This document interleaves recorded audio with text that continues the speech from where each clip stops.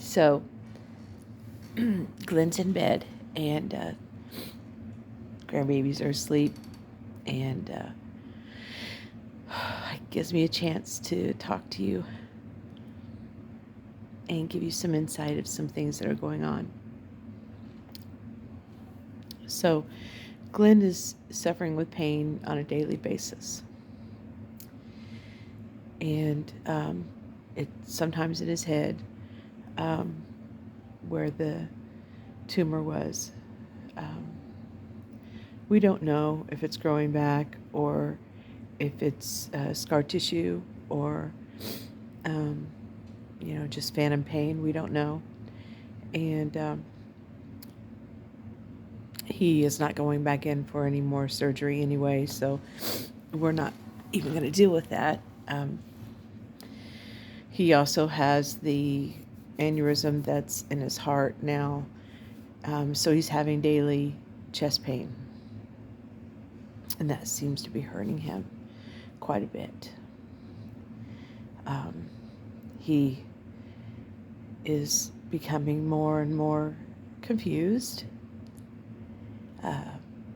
If he's sitting in his chair and I leave to go to the restroom and get a glass of tea, just that length of time and sit down, he says to me, "Where have you been? You've been gone for so long."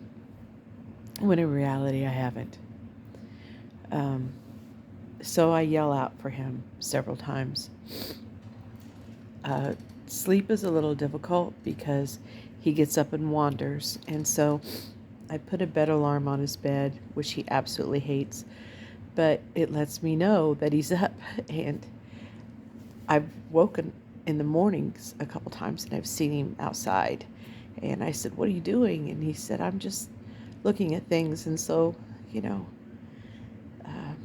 that's a little scary, but I still want him to have the freedom to do whatever it is that he wants to do. So it looks like we have like one really good day, and then we have a couple bad days. I'm believing for a little good in every day is what I'm really hoping to achieve. And today, the social worker from hospice came, and he volunteered that he looked at me and he said, it takes time to process, Connie. And I said, "Of course it does, honey, and it's all right."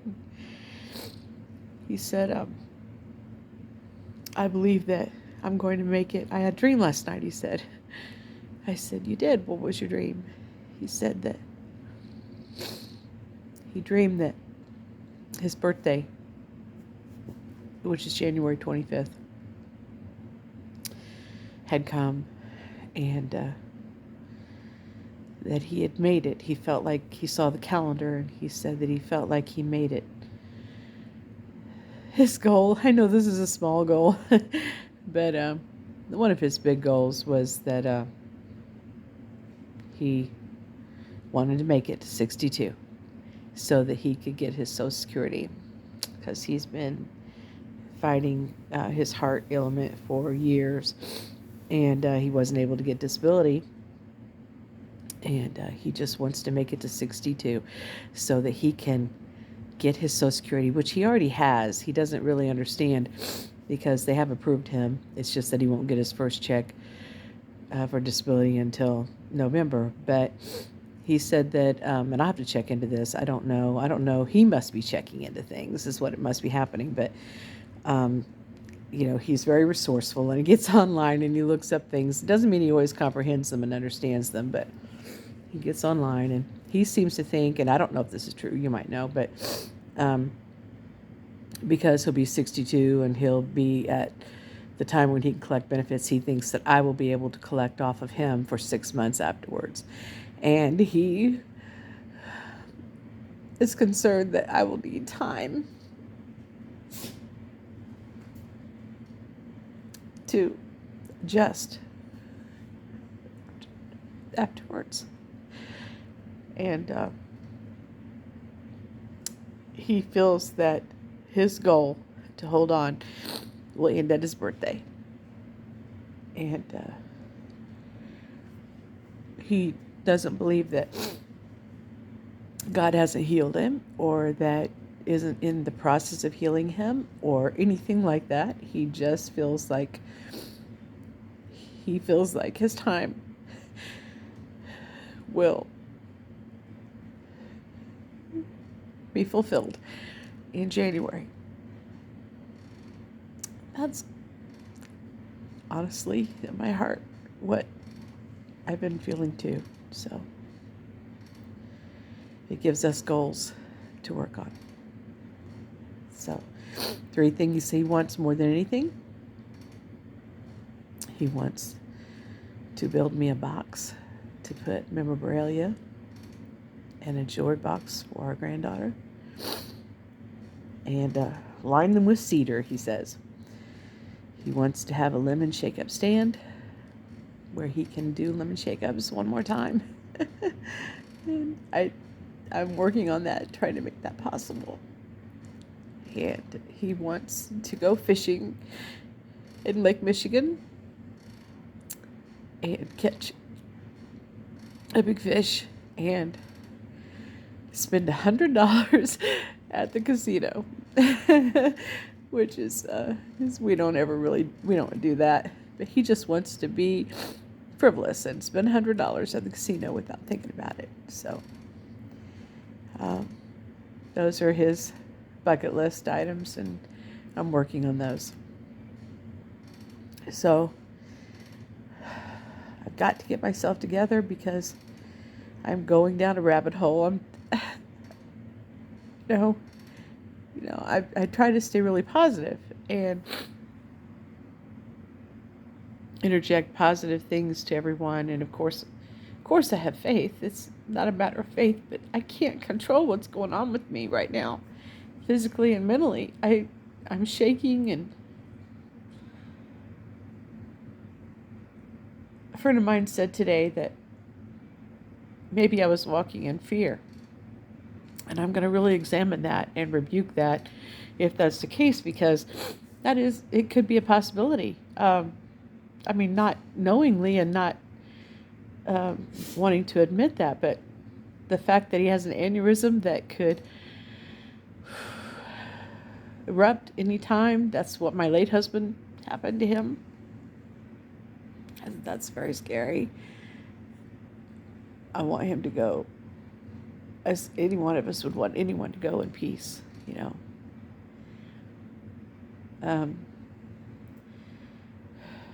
not knowing from one minute to the next what's going to happen.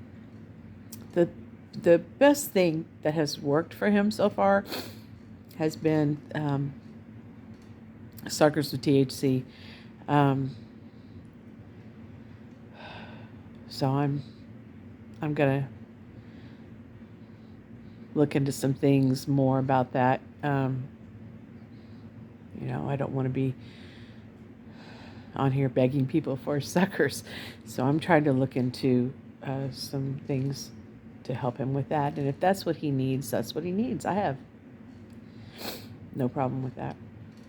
It's not the CBD pills that he has, and they take the pain away, but the anxiety and the depression and agitation, the cannabis actually helps him to cope better. So that's why it's so important.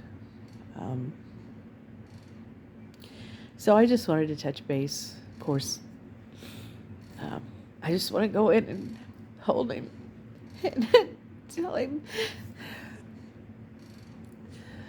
I could say I love you every day, but sometimes you just can't say it enough, I don't know if I said I love you with every breath that I have until the moment that he wasn't here, it wouldn't be enough. I know some of you know, because you're grieving right now. And when I think of you, my heart breaks too, because I know I've been through it. And I'm going through it, and I know where you are. I know, and I know it hurts. That I wish I could hold you and take that pain away. But I do know that all of my tears are for me. Because the truth is that when those that we love go on, they go on to such a better place. And it is time for rejoicing and celebration that all of their life was meant for one moment, and that was to be in the presence of Jesus. And I truly, sincerely believe that. I've told Glenn that the moment he leaves this earth, I promise I will not cry tears of sorrow. The moment that he leaves, I will have many buckets afterwards. But the moment that he leaves, I will cry and rejoice with happiness, because I know that he will be in the arms of our Father. I will do that, because that will bring honor to his life, and that he has had a life well lived. And he has. All of you recognize that. I just think that's remarkable. I think that amazes him that this man quiet man, who just stands in the background and likes to talk about fishing and antique picking and farming, and respected and loved his job as being a janitor, is impacting so many lives with his little story of faith. Which reminds me that the enemy has been trying to shut that up. But we will not be silenced.